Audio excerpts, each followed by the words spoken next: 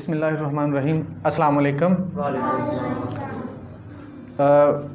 आप लोग बचपन से कहानियाँ पढ़ते आ रहे हो, बचपन से कहानियाँ सुनते आ रहे हो, तो हर कहानी में कोई ना कोई सबक होता है, हर कहानी में कोई ना कोई लेसन होता है। लेकिन हमारा जो कहते हैं ना अलमिया ये है कि हम कहानियाँ सुन भी लेते हैं, पढ़ भी लेते हैं, उनको याद भी कर लेते हैं, लेकिन उनमें जो लेसन होता है, उनमें जो सबक होता है, वो चीज़ जो उसमें से हमें सीखनी चाहिए वो हम सीखते नहीं हैं। सिर्फ़ उसको हम पेपर में लिखने की हद तक ही रखते हैं और आगे बढ़ जाते हैं।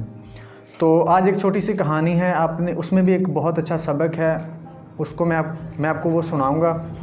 आपने उसमें से देखना है कि आपको क्या सीखने को मिलता है, ठीक है। तो एक दफ़ा ऐसा होता है कि कुछ लोग सफ़र पे जा रहे होते हैं। पहले ऐसे होता था कि लोग ना उनको ना सफ़र करने के लिए कोई मुयस्सर नहीं होती थी चीज़, वो पैदल ही जाते थे जहाँ भी जाना होता था उन्होंने। तो वो सफ़र पे जा रहे थे, कहीं उन्होंने पहुँचना था, तो रास्ते में उनको ना एक पहाड़ी सिलसिला आया, मतलब रास्ते में पहाड़ आए, उन्होंने उसको क्रॉस करके जाना था। तो पहाड़ों में आपको पता है वो गार बने होते हैं ना, जिसको सुरंग भी कहते हैं, वो बनी होती हैं। तो एक पहाड़ में वो बनी थी, उसमें से गुज़र के उन्होंने आगे जाना था, पहाड़ को क्रॉस करना था। तो वो उस गार में दाखिल हो गए।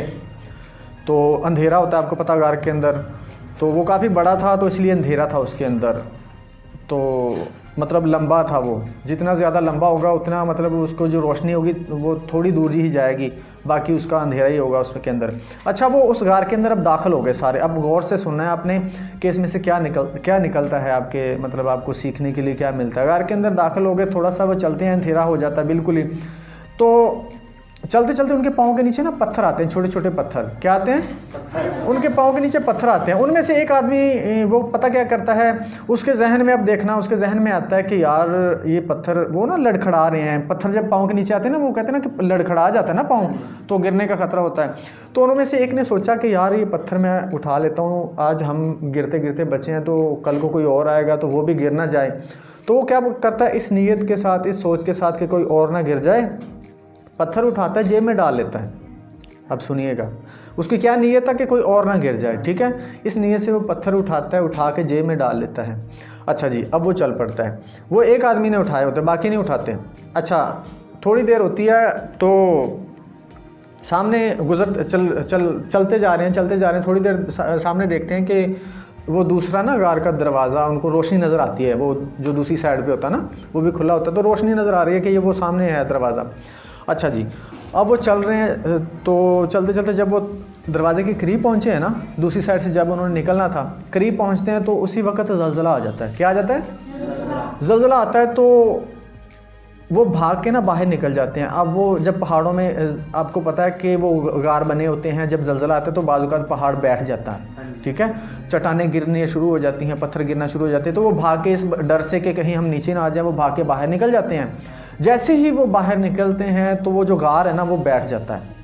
जैसे वो बाहर निकलते हैं तो वो गार क्या है, बैठ जाता है, बंद हो जाता है। तो वो शुक्र अदा करते हैं कि अल्लाह तेरा शुक्र है, तूने हमें बचा लिया कि हम नीचे नहीं आ गए, वो अगर नीचे आ जाए तो हमने मर जाना था।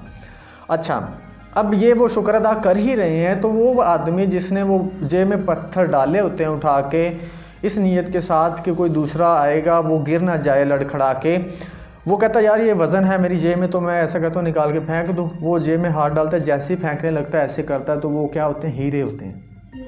उसके हाथ में क्या होते हैं? हीरे। उसने क्या समझ के उठाए थे? पत्थर समझ के उठाए थे। और किस नीयत से उठाए थे? कि कोई दूसरा गिर ना जाए। जैसे ही वो निकालता है कि मैं फेंक दूँ, देखता है हीरे, और जैसे वो हीरे देखता है वो नाचने लग जाता है खुशी से, इतनी खुशी उसको होती है। अब वो देखो, अब इसमें सबक क्या है। अब देखो उसकी नीयत क्या थी कि कोई और ना आए और आके गिर ना जाए।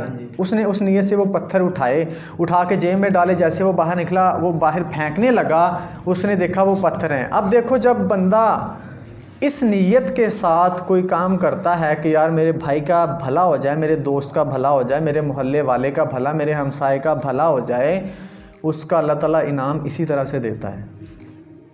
उसने इस नीयत से उठाए थे ना कि यार कोई और ना गिर जाए। अब उसकी क्या पता वो सच में पत्थर हों, लेकिन उसकी इस नीयत की वजह से वो हीरे बन गए। उसको इनाम मिला। अब देखो, अब वो जिन्होंने नहीं उठाए थे वो पछता रहे थे कि काश हम भी उठा लेते, काश हम भी उठा लेते।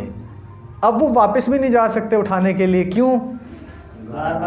गार बंद हो गया है। बाद में पछताने का फ़ायदा कोई नहीं होता। तो आप लोगों को कभी कोई मौका मिले ना ऐसा काम करने का जिसमें दूसरे का फ़ायदा हो, तो कभी भी पीछे ना हटा करो, कर दिया करो। अल्लाह ताला उसका इनाम ज़रूर देता है, जैसे उस इंसान को मिला। उसने इस नीयत से उठाया कि यार कोई दूसरा गिर ना जाए, उसने उठा के जेब में डाल लिए, तो वो बाद में हीरे निकले। वो लोग पछता रहे थे जिन्होंने नहीं उठाए। अब उनके पास रास्ता भी नहीं है कि वो हम जाके दोबारा उठा लें, क्योंकि गार बंद हो गया है। तो इस तरह कोशिश किया करें कि दूसरे का आपके हाथों भला ही हो, नुकसान ना हो। हमारा अलमिया ये है कि हम ज़्यादातर सोचते हैं दूसरे का भला ना हो, इसलिए हम देख लो ना, हम कितनी तरक्की की हमने। हम वो साथ वाला, हमारा हमसाया, हम उसको कोई अच्छा काम मिल जाए, वो थोड़ा सा उसका काम चल पड़े, हम जेलस होना शुरू हो जाते हैं कि यार ये आगे क्यों निकल रहा है, इसकी टांग खींचो, टांग खींच के इसको गिराओ नीचे, हमसे ज़्यादा ना ये कमा जाए या हमसे ज़्यादा बड़ा ही ना हो जाइए। तो ऐसे ना सोचा करो यार।